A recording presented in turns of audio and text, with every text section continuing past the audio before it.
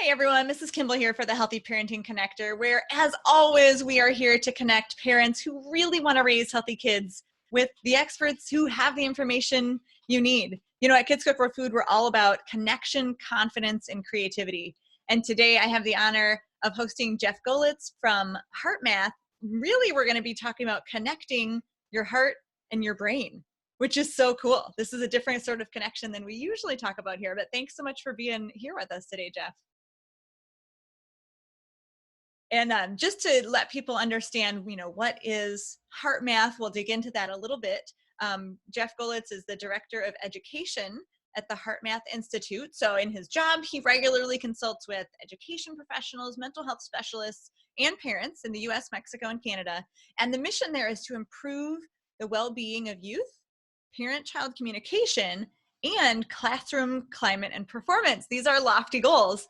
And what's so cool about Jeff is that he gets to do curriculum development, training, research collaboration, and he's contributed and designed to a number of educational curricula and programs all about improving social and emotional learning. I think this is a really kind of hot topic right now in the world with COVID-19 going through, but it was before. Kids' anxiety is increasing exponentially. Stress issues and stress diseases are increasing in adults.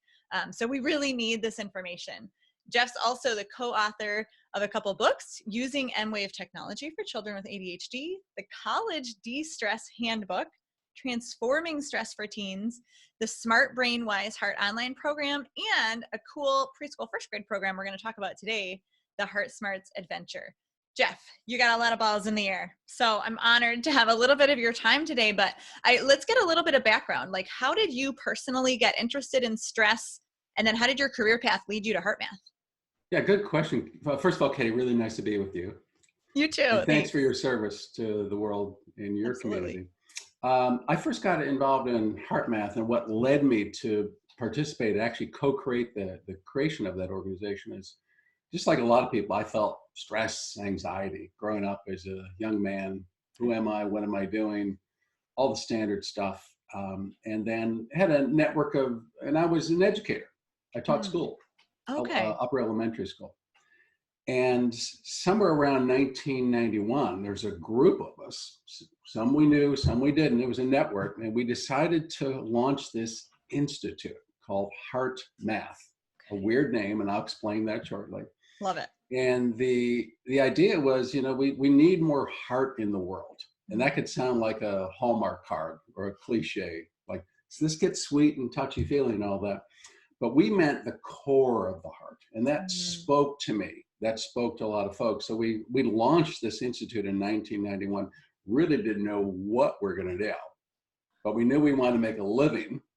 So we started training, we started developing curriculum. Naturally, I fit in the world of education because I had a passion for that. So my job was to take some of our ideas and practices into schools, but have to shape it in a way over years, a lot of trial and error. I have some cuts and bruises on my legs from many failures. That goes to the territory.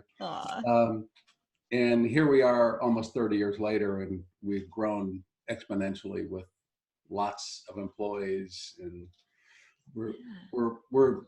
we play out in a lot of different industries, from hospitals, government agencies, police, military. We're in 3,000 US schools and now growing internationally, work with 200 colleges, and we do a lot of training on resilience, which is so relevant today.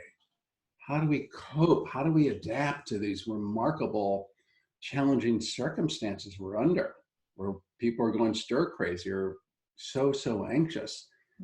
So we also have this really brilliant technology, where we put a little ear clip on your ear and measures your heart rhythms. The math of the heart, if you will. We're measuring the heart rhythms, and we could tell what your inner state's like, whether you're frustrated or calm or whatever. So in a thumbnail sketch, that's my little history there. Yeah, I feel like I had no idea you've been around since 1991, to be honest. And I feel like that institute forming was far ahead of its time. Like there must have been some visionariness going on there, that you saw that the need would only increase, honestly, for helping people deal with stress and anxiety and general, you know, heart brain health. Can you explain a little bit of the mission of HeartMath and how you said you'd explain it? Because it is an interesting phrase, HeartMath. I think Yeah, there's a yeah, it great is. infusion of science here. Yeah, What's yeah, sort of the yeah. background and the mission? Yeah, it is interesting. Well, yeah, it's kind of multifaceted. Yeah. And if you looked in the dictionary for the definition of heart, you'd see the pump, Yeah. number one.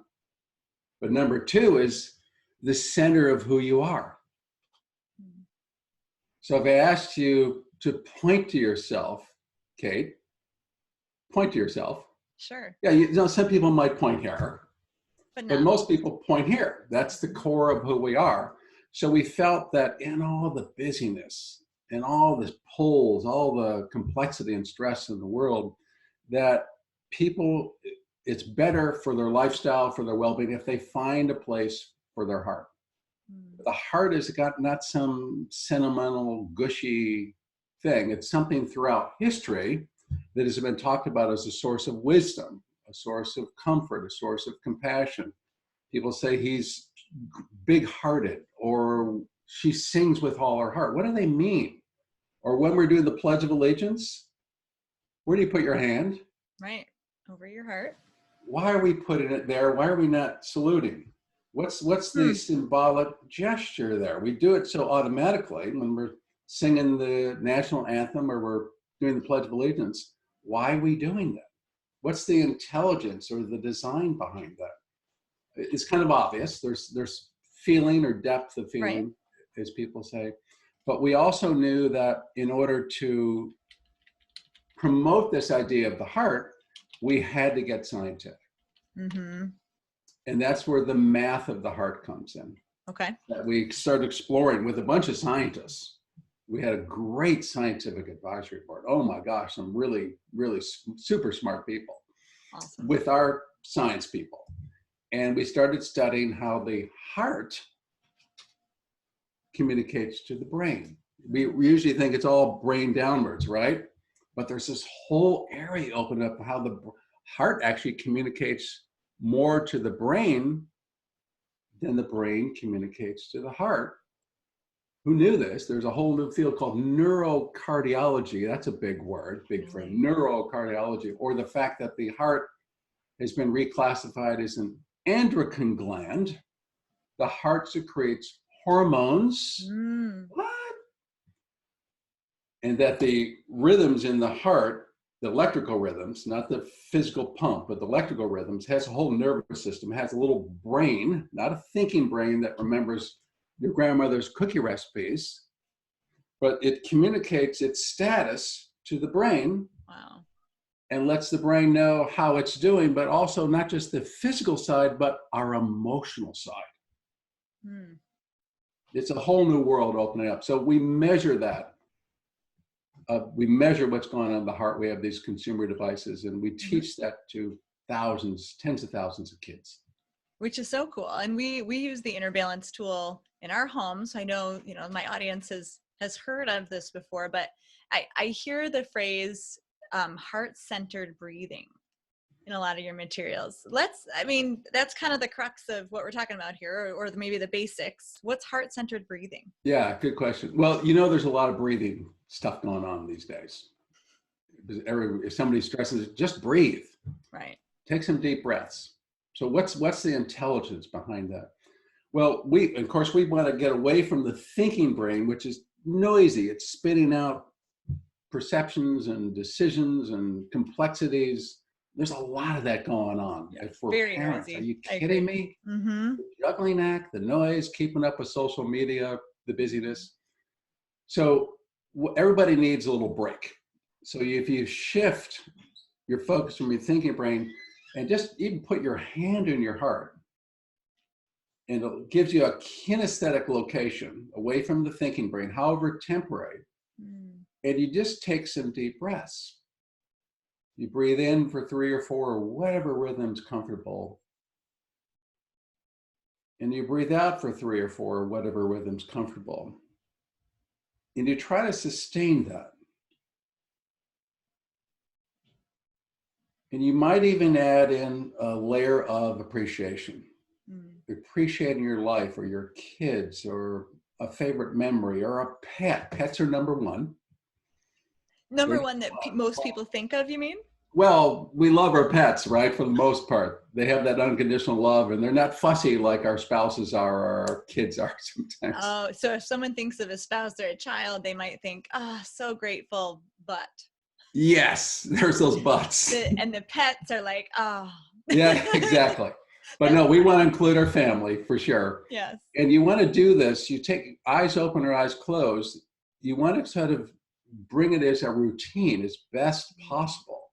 Whether you're at the stoplight, you're in the grocery line, you're waiting to pick your kid up from school.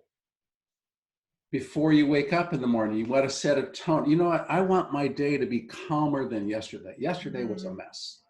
My nerves were frattered. How did you know? What? How did you know that? I'm sorry. I didn't mean that. I was. Right. I mean, there are many days where a lot of people could say that. If only today could be better than yesterday. That was so powerful, Jeff, just putting the hand on the heart. And like I said, I've used the inner balance tool, I've done the breathing, and just that physical grounding, it was so much easier to feel that whole connection. That's so simple. I love the power of the simplicity. It's really, we have to pay attention more. And it's really interesting. I've been doing this for a while, from 1991, and watching the trajectory of where the culture is going, where ideas are going. That before it was like, well, self-esteem or self-regulation or social emotional learning, that's for the parents. But now it's everywhere because we need it. And the parents are so busy. They teach it at schools. Even the Boys and Girls Club and the YMCA, who we work with, they're teaching self-regulation skills to their kids. They need to calm down, otherwise you can't focus. And the neuroscience, all the research about the brain, its neuroplasticity, how it functions, but also the heart-brain communication. What it's pointing to is that we function better as human beings, as parents, when we can come from a more calm, composed place. Easier said than done. It takes practice. You have to build it as a routine. Otherwise, it's just a nice idea that sits on a shelf, and inspiration by its very nature fades. And this, I mean, really, this is not something that should be reactive always. Like, oh, I'm feeling stressed, I need to breathe. Yes, it is that, but you need to be proactive as well to get the habit going, right? So well said. We talk about, there's the reset where you have to reboot your computer. You just had a meltdown or an upset and you want to breathe to calm down. Hard to do when you're upset. But what we call a sustain or prep, we're going to actually create a new curriculum for 7, 8, 9 years old. And we're going to introduce prep and reset. Nice. Okay. So you prep before those events. They're typically stressful, like going to a family outing, and you just don't like that uncle.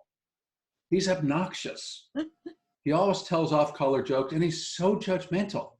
And he brings up politics.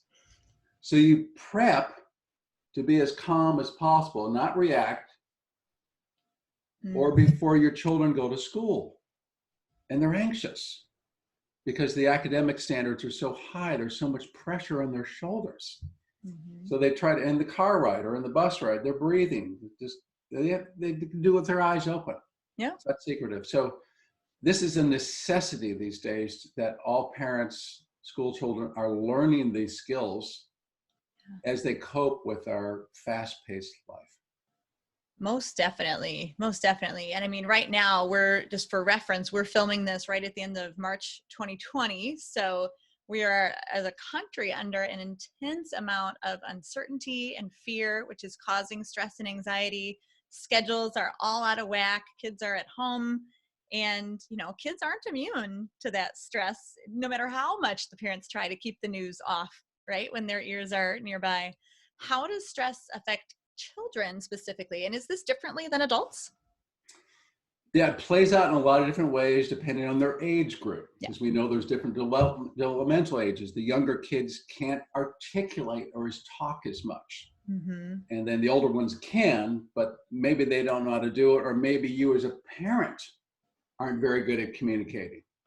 So it plays out in different ways. You have to kind of look at their moods, their behaviors, their habits. What's their eating habits like? Are they engaged? Are they withdrawn? Are they irritated? What's their sleep like? All these behaviors that you will absorb anyway and pay attention to, but just we have to stop now. It helps us stop and pay attention and have some quiet, have some space. But it also, with kids, I think because there's a lot of uncertainty and insecurity.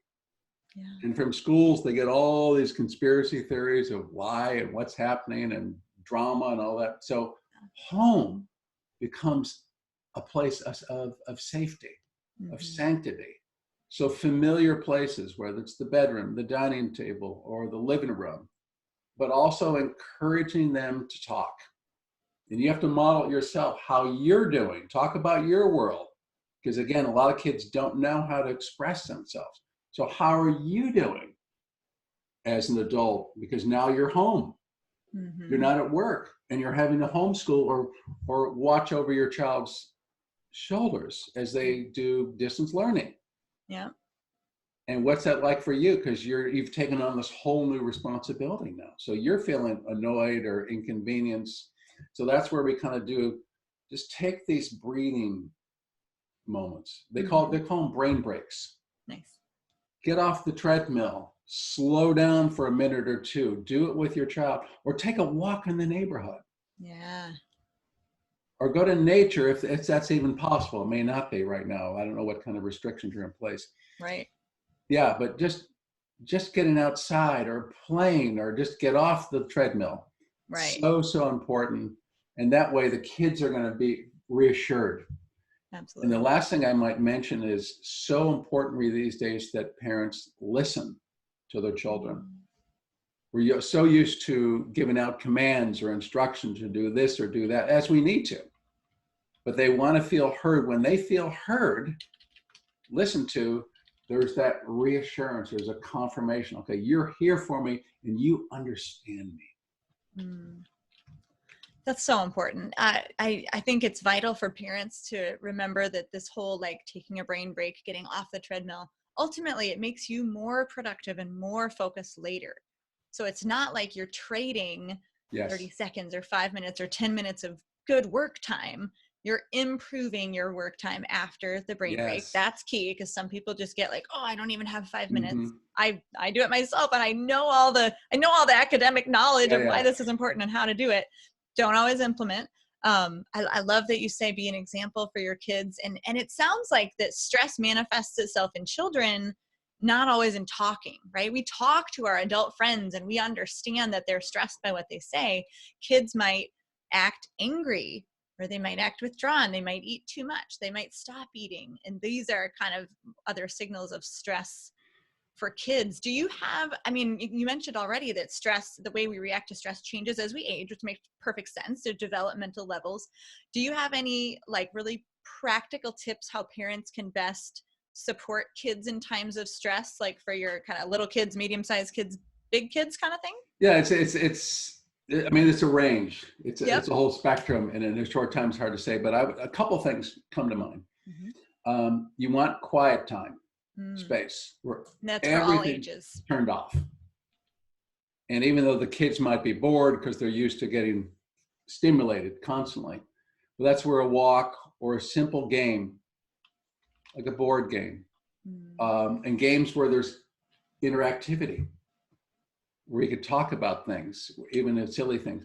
But I think also one of the things I like most is we have for some parents do a daily appreciation list. So what are 3 things you appreciate in your life? Or what are 3 things you appreciate in your day? And it gets to be a routine. I know a lot of parents do it right before their children go to sleep. You do it when things are kind of quieting down, depending on how old they are. It's harder to do with teens for all the obvious reasons. But for younger children, what are 3 things you appreciated about today? Nice. Or if some are stretched with that, maybe 2, but you model it. I appreciate the time we had together. I loved our conversation at dinner. I loved dinner. Didn't you like dinner? I like the way you helped out. I like the way you helped out your sister. That was really admirable. So you want to, so that way there's always, gives that bigger perspective when you appreciate things. And it's not like, oh, let's appreciate life. It's a core value. It's a depth. And you're looking at the bright side of things. Not that life doesn't have its challenges. It certainly does. But this helps us be more proactive, and that pulls on our resiliency. Sure. We know that, I mean, we have 5 times the fear circuits in our brain than reward and joy circuits. So it's easy for us to default to the negative. We have to work hard. We have to work hard to teach our brains to focus on the positive. Yeah, Yes. we've been starting each day during this at-home time with having our kids tell us 3 things they're grateful for in the morning. And then we've always had that sort of integrated at the end of the day, either at dinner or as part of kind of night prayer with the kids. So it's good to It's huge because it's huge because we're programmed, trained, influenced by what's wrong or what could go wrong. Yes. It's just a default. Yeah. Or we blame people. We don't even have to try. It just happens. Right. So we have to try to bring in some of these new nuanced or micro adjustments, you call it, where we start to look at more of the upside of things, because we're going to need that. We're going to have a lot in life. We're going to have ups and downs, struggles. We're going to have to pull ourselves back up. That's just part of life. And that's what you want from your kids. You want that grit. You want that strength. You want to bounce back from defeat, from disappointment. Yeah. And that's where we grow. And that's where our character, our depth of heart develops.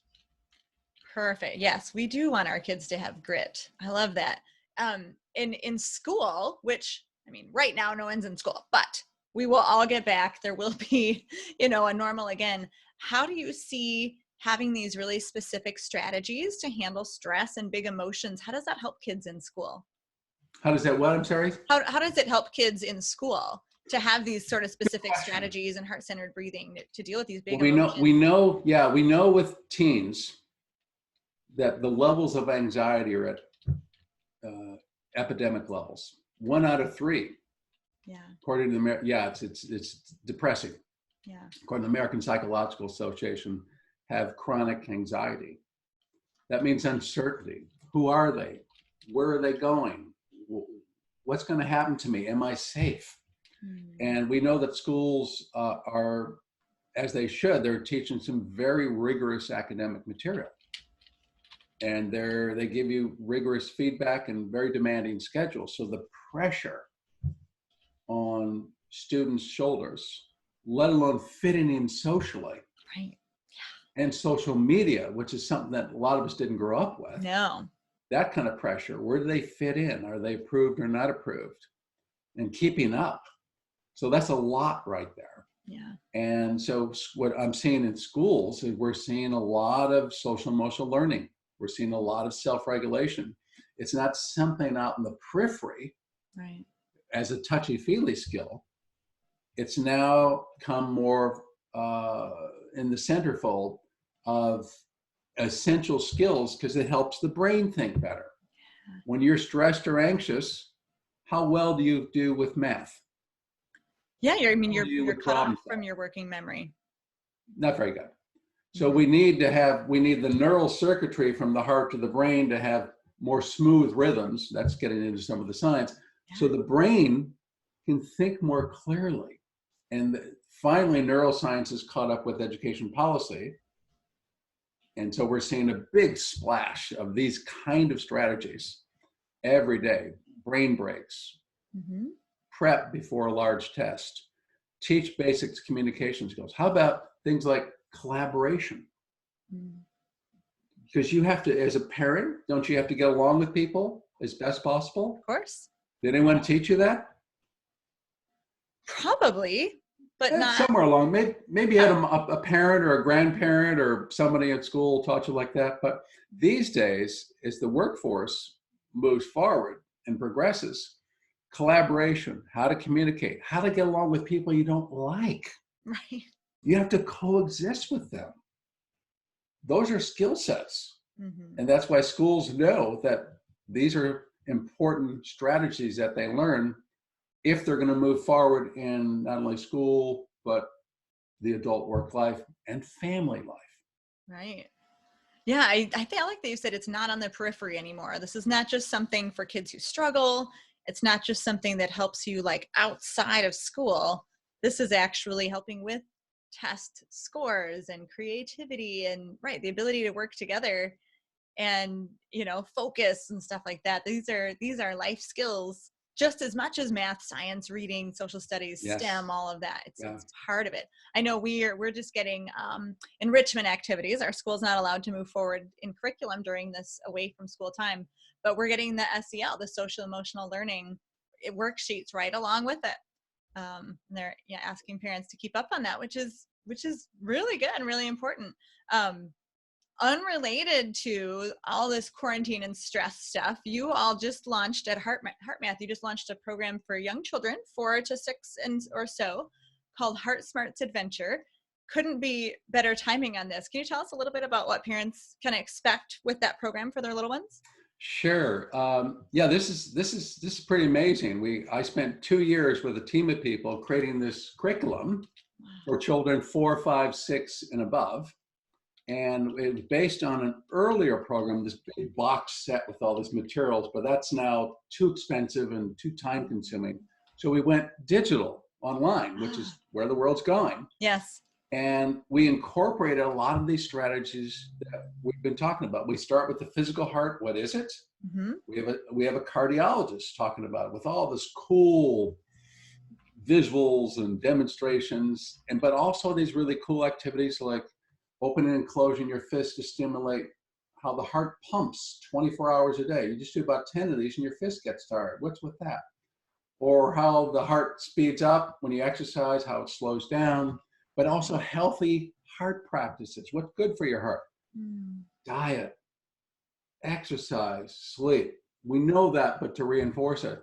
But then we get into the emotional health. How to pay attention to what you're feeling.